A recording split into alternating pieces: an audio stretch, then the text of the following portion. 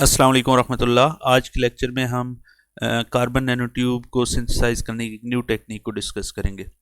देखिए, पिछले 2-3 लेक्चर में हमने कहा था कि कार्बन नैनोट्यूब को सिंथेसाइज करने की बुनियादी तौर पे दो टाइप्स हैं। एक जो है पहली on the basis of precursor है और दूसरी on the basis of heating है।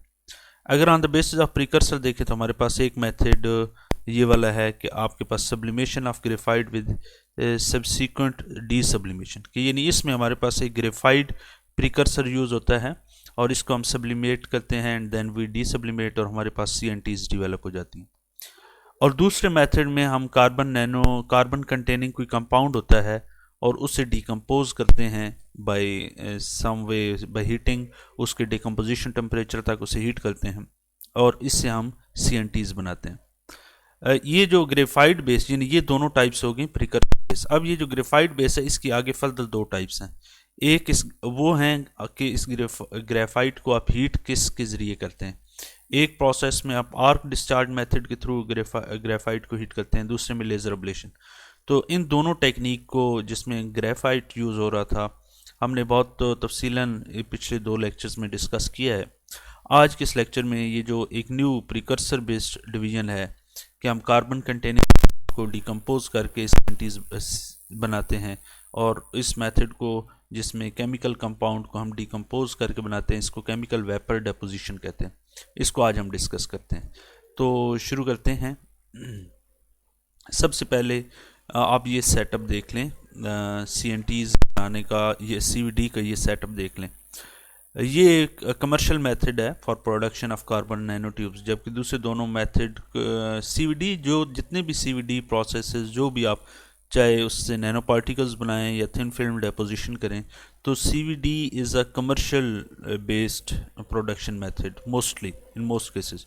और कार्बन नैनो ट्यूब्स में हमारे पास CVD, कमर्शियल बेस पे CVD को हम यूज़ करते हैं बनाने के लिए कार्बन नैनो ट्यूब्स। इसका प्रोसीजर ये होता है कि आपके पास ये ओवन है जिसमें आप इसे हीट करते हैं। टेम्परेचर आपका 500 से 1000 डिग्री सेल्सियस होता है। ये डिपेंड करता है कि आपने जो प्रिकर्सर यूज़ कर रहे हैं वो उसका डिकम्पोजिशन टेम्परेचर क्या है। हमारे पास यहाँ इस साइड से हम एक प्रिकर्सर यूज़ करते हैं, और प्रिकर्सर वो कंपाउंड होता है जिसमें कार्बन हो। मिसाल के तौर पे C2H2 हम मोस्टली यूज़ करते हैं। इसमें देख लें कि ये कार्बन जो है, इस कंपाउंड ने डिकम्पोज होना है एट दिस टेम्परेचर, और इसमें से ये वाली जो कार्बन है ये यूज़ हो जाएगी CNT बनाने के लिए। तो ये इसका सिंपल सा मैकेनिज़्म है कि ये कैसे होता है। अब देखें होता क्या है। हमारे पास ये वाली जो जगह है ना, यहाँ पे सबस्ट्रेट पड़ा हुआ है। इस सबस्ट्रेट के ऊपर हमारे पास कैटलिस्ट के पार्टिकल हैं। कैटलिस्ट हम निकल, कोबाल्ट, आयरन, यानी आपके पास ये सबस्ट्रेट है। इस सबस्ट्रेट के ऊपर यहाँ पर निकल है या कोबाल्ट है या आयरन है, उसके नैनो पार्टिकल्स हमने डिपॉजिट की हुई हैं, या thin layer of the catalyst होती है नैनो पार्टिकल। अब यहाँ से इस साइड से C2H2 गैस आ रही है, और इसके साथ एक कैरियर गैस है जो कि मोस्टली नोबल गैस होती है, इनर्ट गैस होती है। तो ये कैरियर गैस और ये दोनों यहाँ पर आते हैं। यहाँ पर आपके पास जो ओवन है वहाँ पर टेम्परेचर इस C2H2 जो है इसके डिकम्पोजिशन टेम्परेचर से ज़्यादा होता है। तो ये यहाँ पर डिकम्पोज होती है और कार्बन इसके ऊपर डिपॉजिट होना शुरू हो जाती है। इस एरिया में डिपॉजिट होना शुरू हो जाती है कार्बन। अब ये जो कार्बन इस एरिया में डिपॉजिट होगी, यहाँ पर ये पार्टिकल जो कि कैटलिस्ट के तौर पे काम कर रहा है, इस पार्टिकल के कॉर्नर पे ये कार्बन डिपॉजिट होना शुरू हो जाएगी, और इस तरह ऊपर की तरफ आपके पास CNTs यानी कार्बन नैनो ट्यूब्स ग्रो होना स्टार्ट हो जाएंगी। अब एक और बहुत अहम बात ये देखें कि आपके पास ये पार्टिकल था, यहाँ C2H2 गैस आई और ये इस पार्टिकल के ऊपर डिपॉजिट होना स्टार्ट हो गई, कार्बन नैनो ट्यूब्स बनना स्टार्ट हो गए।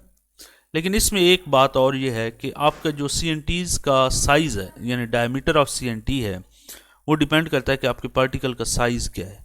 जितना ये कैटलिस्ट पार्टिकल का साइज़ बड़ा होगा उतना ही CNT का डायमीटर बढ़ता जाएगा, क्योंकि ये इनहेरेंट है कि ये कार्बन जो है इस पार्टिकल के कॉर्नर के ऊपर डिपॉजिट होने शुरू हो जाती है, और ये इसी कॉर्नर से ऊपर सारी कार्बन की लेयर्स आपस में हेक्सागोनली या ग्राफीन टाइप स्ट्रक्चर बना के इसके ऊपर ग्रो करती हैं। तो ये डिपेंड करता है कि इस पार्टिकल का साइज़ क्या है। ये साइज़ जितना छोटा होगा CNTs का डायमीटर उतना ही छोटा होगा। अच्छा, इसमें बाय प्रोडक्ट यानी ये हाइड्रोजन गैस बनेगी। ऑफ कोर्स हमें तो सिर्फ कार्बन चाहिए, तो जो बाय प्रोडक्ट गैसेस होंगी उसे हम यहाँ से आउटलेट से निकाल लेंगे और हमारी कार्बन नैनो ट्यूब्स ये देखें कितने मज़े की और कितने अच्छे तरीके से ग्रो हो जाती हैं ऊपर की तरफ इस सबस्ट्रेट के ऊपर। तो ये इसका फुली मैकेनिज़्म था। अब हम ये देखते हैं आगे इसकी मज़ीद अगर कोई पैरामीटर्स हैं तो वो हम देख लेते हैं। ये वही चीज़ें हैं, ये प्रोसेस है। अब gas enters chamber at room temperature cooler than the reaction.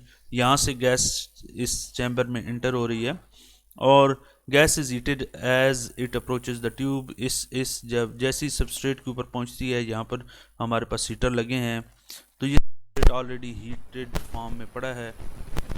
इस एरिया में टेम्परेचर हमारे पास ज़्यादा है और वो टेम्परेचर डिपेंड करता है कि आपने सिंगल वाल CNTs बनानी है या मल्टी वाल बनानी है। अगर आपने सिंगल वाल CNTs बनानी है तो आपको हाई टेम्परेचर देना पड़ेगा 900 से 1000 डिग्री सेल्सियस, और अगर आपने मल्टी वाल CNTs बनानी है तो आपको 600 से 800 डिग्री सेल्सियस टेम्परेचर इनफ है। तो ये दोनों यानी ये इसकी डिकम्पोजिशन होती है। यहाँ पर अगर सिंगल वाल CNTs बनानी है तो आपका प्रीकर्सर कार्बन मोनोऑक्साइड होगा, और अगर आपका मल्टी वाल CNTs बनानी है तो C2H2 होगा। क्यों? क्योंकि मल्टी वाल में ऑफ कोर्स आपको पता है कि ग्राफीन की ज़्यादा लेयर्स होती हैं और वहाँ पर ज़्यादा कार्बन की ज़रूरत होती है। तो C2H2 में ये देखिए कार्बन ज़्यादा है कंपेयर टू CO।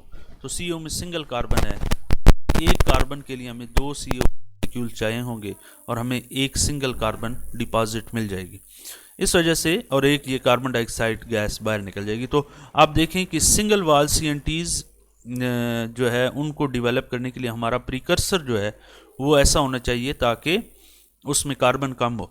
और ऑफ कोर्स इस CO का डिकम्पोजिशन टेम्परेचर ज़्यादा है तो उस केस में हमें टेम्परेचर ज़्यादा रिक्वायर होगा।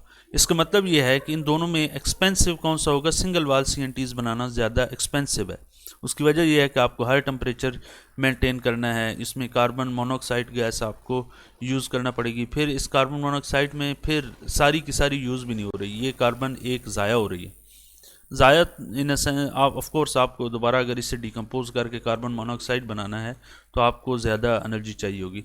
तो इस केस में ये दोनों की दोनों कार्बन यूटिलाइज हो रही हैं for our purpose. That's why this is more expensive than multi wall carbon nanotube.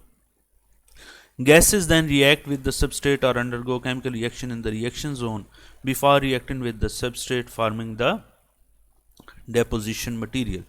Gaseous product are then removed from the reaction chamber. तो of course यहाँ से ये कार्बन डाइऑक्साइड बनी है या इस केस में हाइड्रोजन बनी है, तो इन्हें हमें यहाँ से आउटलेट से रिमूव करना होता है और हमारी कार्बन नैनो ट्यूब्स यहाँ पर डिवेलप बन जाएंगी। ये रिएक्शन जोन है, ये रिएक्टेंट आए, ये सबस्ट्रेट पड़ा था, ये रिएक्शन जोन में रिएक्शन हुआ, यहाँ पर सबस्ट्रेट के ऊपर कार्बन नैनो ट्यूब्स बनी और जो गैशियस प्रोडक्ट होने हमने बाहर निकाल लिया। तो ये सारा इसका मैकेनिज़्म है।